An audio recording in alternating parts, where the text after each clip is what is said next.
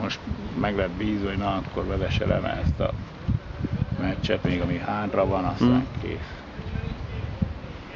Szégyen teljes egész.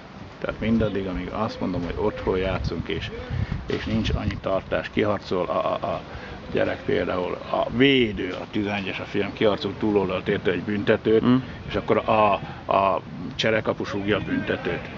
Megette a fene az egészet. Ez nem, hogy mondják, ez nem lehet.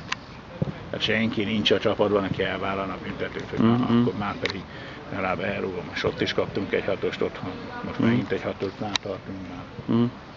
Rengeteg.